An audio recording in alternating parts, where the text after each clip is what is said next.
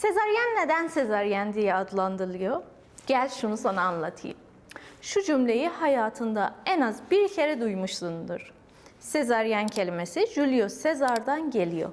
Çünkü o sezaryenle doğmuş.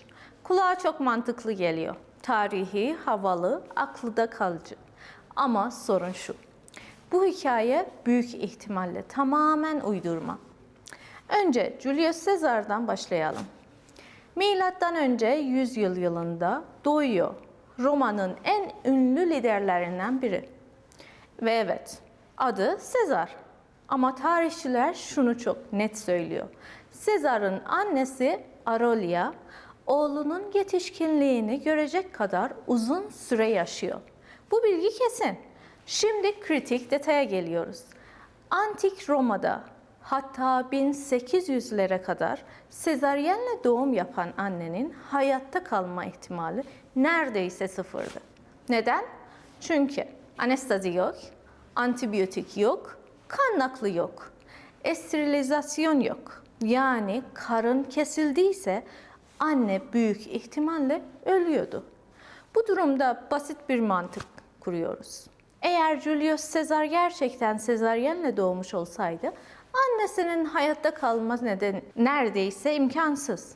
Ama Aurelia hayatta kaldı. Yani Caesar sezaryenle doğmadı. Peki o zaman bu isim nereden geliyor? Burada işin dil devreye geliyor. Latince bir fiil vardır. Caedere or sidere. Anlamı kesmek. Sezaryen kelimesi aslında Caesarea ya da Sectio Caesari'dan geliyor. Yeni kelimenin özü kesilerek yapılan işlem.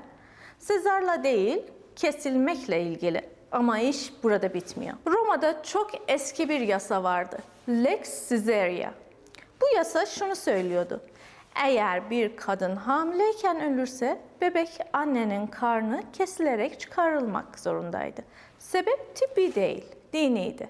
Roma inancına göre ölü bir kadının karnında canlı bir bebekle gömülmesi yasaktı. Bu yüzden yapılan işlem anneyi kurtarmak için değil, doğum yapmak için değil, sadece ve sadece bebeği çıkartmak için yapılıyordu. Yani tarihteki ilk sezaryenler acil ameliyat değil, planlı doğum değil, hayat kurtarma yöntemi hiç değil. Aslında bu ölümden sonra yapılan bir kesme işlemiydi. Peki Julius Caesar efsanesi nasıl çıktı?